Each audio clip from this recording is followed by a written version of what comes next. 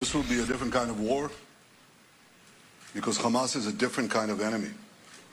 While Israel seeks to minimize civilian casualties, Hamas seeks to maximize civilian casualties. Justice. That was Israeli Prime Minister Benjamin Netanyahu with President Joe Biden today in Israel. The president made the trip to Tel Aviv to pledge U.S. support in person.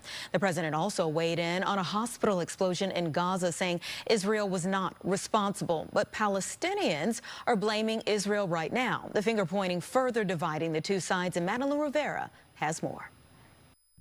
One day after a rocket strike at a crowded hospital in Gaza, President Biden says Israel is not responsible. As long as the United States stands, and we will stand forever, we'll not let you ever be alone.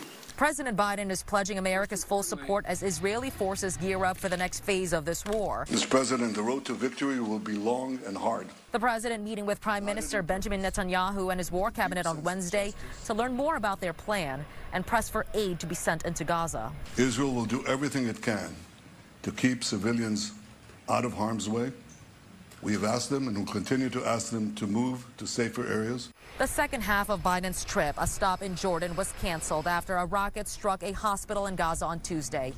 Israel said it was the work of the militant group Islamic Jihad, which is trying to blame Israeli forces. Biden saying it appears Israel did not launch that strike. And based on what I've seen, it appears as though it was done by the other team, not you. But there's a lot of people out there not sure. The incident is prompting protests across the Middle East and renewing fears that other Iranian-backed militant groups could jump into the conflict, something Israeli forces say would not be a surprise. They are concerned about their investment. They've invested millions and millions of dollars into Hamas, arming Hamas and guiding Hamas over the years. During his trip, President Biden also met with first responders and families of hostages being held by Hamas. In Jerusalem, Madeline Rivera, Fox 32 Chicago.